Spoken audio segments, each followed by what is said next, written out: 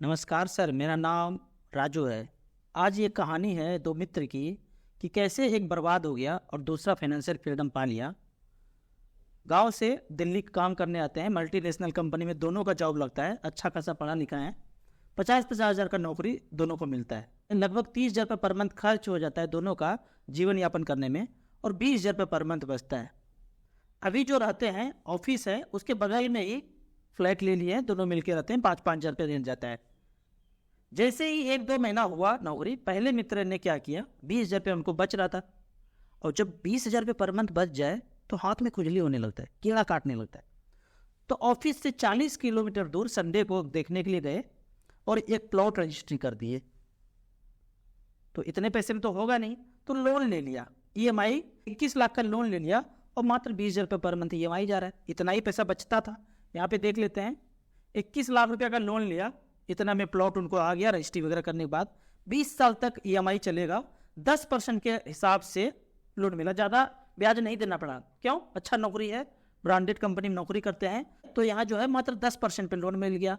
20,265 रुपया ईएमआई जाता है। तो ये इन्होंने खेल शुरू कर दिया।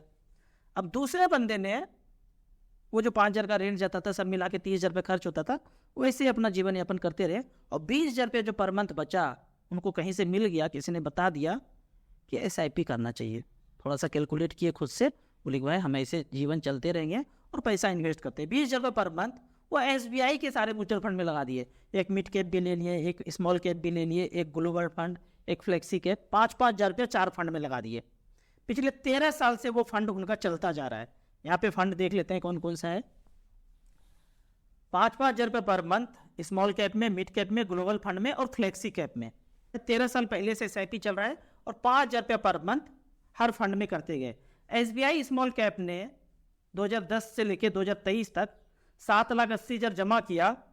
दूसरे दोस्त ने पैसा बनाया 37 लाख रुपया।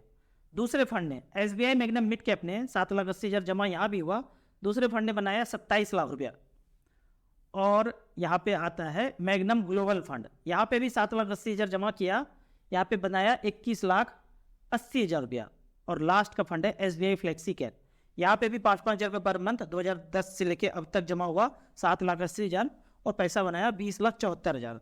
तो सबको यहाँ पे अगर जोड़ते हैं, 2010 से शुरू किया, 13 साल बीत गया, तो कितना पैसा टोटल हुआ? 5-5 हज़ार करके 4 जगह लगाया।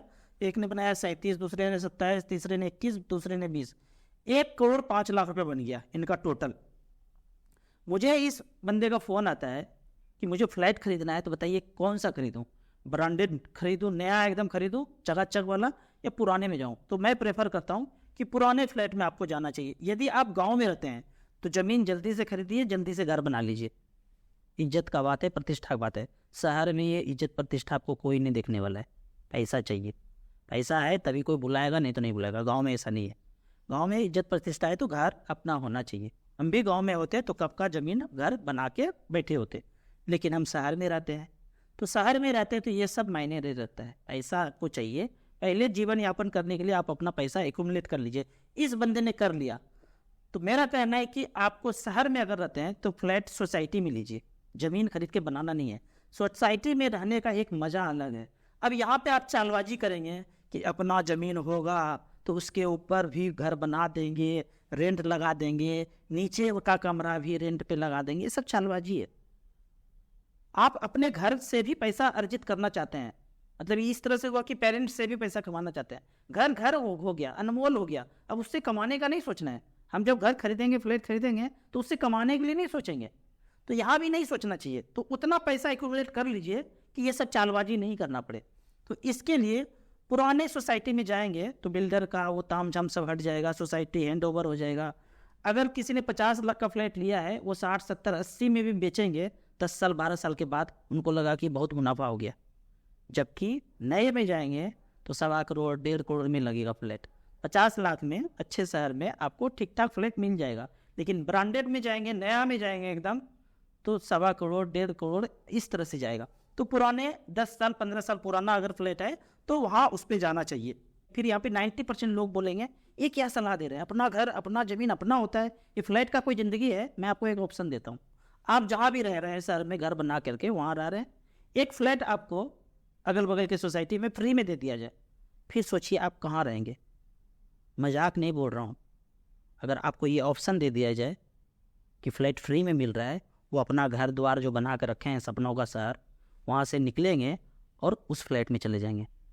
फ्लैट का, सोसाइटी का रहन सहन ही अलग होता है, हवा पानी धूप ही अलग होता है। आप घर देखिए शहर में कैसे है, एक एक करके कहीं पेड़ पौधे का दर्शन नहीं मिलेगा। सोसाइटी में एटलीस्ट थोड़ा बहुत पेड़ पौधा आपको मिल जाएगा, तभी क्लियरेंस मिलता है फ्लैट बनाने के लिए, और हवा पानी का भी अच्छा खासा प्रावधान होता है। तो इसलिए मैं बोलता हूँ कि जब रहना है ना, तो ये खोपड़ी में चालबाजी पैसे का नहीं सोचना है। जब आपको कोई फ्री में ऑफर कर देना तो यही बोलेंगे चलते हैं सोसाइटी में रहेंगे, वहाँ मज़े करेंगे, वहाँ से निकल के चले जाएंगे, क्योंकि वो फ्री में मिल रहा है। अगर 50 लाख रुपए लग ही जाता है तो क्या है, किसी ने इतना पैसा बनाया है जो 50 लाख रुपए झोंक के अपना ज़िंदगी मज़े में जीना चाह रहे हैं। तो इस तरह से मैं बोलता हूँ, कोई 10 साल 15 साल 20 साल पुराना सोसाइटी है, उसमें फ्लैट खरीदिए, आप अपने कैपेसिटी में खरीद पाएंगे। नए में जाएंगे फिर आपको 20 साल मेहनत करना पड़ेगा, तब जाके उतना ऊपर पैसा हो पाएगा कि आप नए में खरीद पाएंगे। वो सोसाइटी का, बिल्डर का बहुत तामझाम है, बहुत सारा पैसा झोंका जाता है, तब जाके आपको एक नया फ्लैट मिलता है। तो 50 लाख का फ्लैट उन्होंने खरीद लिया और शादी हो चुकी है, 2 बच्चे हैं, 10 साल और 12 साल के 2 छोटे छोटे बच्चे हैं। अब 13 साल बीतने के बाद पहला दोस्त जो है 7 साल उनका EMI और बचा है बेचारे का। अभी प्लॉट है, घर नहीं बना है। अब सपनों का घर उनको बनाना है, थोड़ा थोड़ा पेमेंट भी बढ़ गया है, तो 30 लाख का फिर से लोन लेते हैं। अब लोन जब लेते हैं ना, तो कहते हैं कि जमीन तो हमको फ्री में मिला। अरे जमीन में हम पैसा कहाँ लगाए, हमको तो बैंक ने पैसा दिया। हम कितना देते थे, 20-20 हज़ार रुपये पर मंथ। हमको तो 21 लाख का प्लॉट मिल गया, एकदम बर्फी साइज का टुकड़ा का प्लॉट। प्लॉट सोना है बोलता है भाई, कितना अच्छा प्लॉट है, फ्री में मिला। 20 हज़ार का कोई मुराद है, और 21 लाख का प्लॉट मिल गया। अब फिर घर बनाने में भी वही बोल रहे हैं, घर हम क्यों बनाएंगे, बैंक दे रहा है फ्री में लोन, फ्री में दे दिया। अब यहाँ पे भी EMI चलेगा, आने वाले 20 साल तक 15-16 हज़ार रुपया EMI यहाँ भी चलेगा। अब यहाँ भी 30-35 हज़ार का EMI आने वाले 20 साल तक चलेगा। अब दूसरा दोस्त जो है, जो लगभग 1 करोड़ पाए, बना लिए म्यूचुअल फंड से, और 50 लाख रुपया का फ्लैट खरीदा, और 50 लाख रुपया उनके पास बचा हुआ है। ऑफिस में एक दिन बोलते हैं कि सर अपना घर खरीद लिया हूँ, बहुत से बोल रहे हैं सर अपना घर खरीद लिया हूँ, अब ऑफिस से काम नहीं कर पाऊंगा, वर्क फ्रॉम होम करूंगा, 31 तारीख तक बता दीजिए काम करना है या नहीं करना है। ये होता है कॉन्फिडेंस पैसे का। मात्र 50 लाख रुपये बचा हुआ है, इसको बोलते हैं कॉन्फिडेंस। अपने हिसाब से काम करना है, या ना कि किसी ने मुंडी मचोड़ दिया है उसके हिसाब से काम कर रहे हैं, तड़पड़ा रहे हैं लेकिन निकल नहीं पा रहे हैं। अब ये जो बंदा है दोपहिला वाला, एक ब्रांड न्यू कार खरीदते हैं, कार खरीदा, कार भी फ्री में मिला, पैसा तो कोई और दे रहा है, इनको मात्र 15 हज़ार EMI देना है, खरीद लिया। अब जो पहले 6 बजे घर आते थे, अभी इस बेचारे को 8 बजे घर आना पड़ता है। नहीं कर पा रहे, उतने में पूरा नहीं कर पा रहे हैं, और गाड़ी जो है 80 के स्पीड में चला रहे हैं। जिंदगी में एक टर्निंग पॉइंट आता है, छोटा छोटा सा, शुगर और BP का मेडिसिन भी शुरू हो जाता है। और दूसरा वाला जो दोस्त है वो वर्क फ्रॉम होम कर रहे हैं। 90% लोगों का यही कहानी है। 10% लोग ऐसे होते हैं ना जो वर्क फ्रॉम होम हमारे जगह करते हैं। धूप में सोना है, सोएंगे धूप में मस्ती से, फाइनेंशियल फ्रीडम पाने के बाद बैडमिंटन खेल रहे हैं। दिन और डेट उनको याद नहीं रहता, मुझे भी याद नहीं रहता है। जो व्यक्ति फाइनेंशियल फ्रीडम पा लिया ना, उनको दिन और डेट याद नहीं लगा। ठीक यही बात रिटायर जो बंदा कर गए उनके साथ नहीं होता है। वो अनायास ही किसी से पूछेंगे, भाई आज दिन कौन सा है। रिटायर व्यक्ति ऐसे पूछते हैं, भाई आज दिन कौन सा है, तारीख कौन सा है बताइए, घड़ी देख के, मोबाइल देख के तारीख कौन सा है। उनको तारीख याद ही नहीं रहता, मुझे भी याद नहीं रहता है। क्या जरूरत है, कहीं जाना तो है ही नहीं। तो जो बंदा घर से काम करे उनको कुछ नहीं मतलब है दिन दुनिया का, अपने मस्ती में अपने चाल से वो चलते जा रहे हैं। अब यदि इस 10% पे आना है तो एक कैलकुलेशन करना है। वो कैलकुलेशन इस तरह से है कि आप क्या सोचते हैं कि 50 लाख का एक प्लॉट ले लूंगा या फ्लैट ले लूंगा तो 20 साल में तो अरबपति बन ही जाऊंगा। कैसे बनेंगे अरबपति, ये कैलकुलेशन करना है। या वन टाइम में हमने लमसम में 50 लाख रुपया लिखा, और 20 साल के लिए यदि 15% का रिटर्न मिलता है तो 8 करोड़ 18 लाख रुपया होता है। क्या आपने सोचा है कि जो प्लॉट और फ्लैट लिया है वो 8 करोड़ का हो जाएगा? सोचा होगा 1-2 करोड़ 3 करोड़ का हो जाएगा, 8 करोड़ का नहीं सोचा होगा। अब यदि ये 12% पे रिटर्न मिले तो हो जाता है 50 लाख का वैल्यू वन टाइम का 4 करोड़ 82 लाख रुपया। और यदि पैसा आप ये बैंक पोस्ट ऑफिस में सेफर रखते हैं कहीं पे 7% के रेट से पैसा बनता है 1,93,00,000 रुपया। लेकिन यदि ये पैसा म्यूचुअल फंड में इन्वेस्टेड हो तो 12% के भी रेट से 4,82,00,000 रुपया होता है। और मिड कैप स्मॉल कैप में पड़ा हो लंबे समय के लिए तो ये पैसा बन जाता है 8,18,00,000 रुपया। तो इस तरह से कैलकुलेट करना है खुद से, ये नहीं कि प्लॉट ले लिया तो 10 करोड़ का हो जाएगा, 20 करोड़ का हो जाएगा। कैसे होगा, समय और परसेंटेज दोनों दीजिए और चेक कीजिए।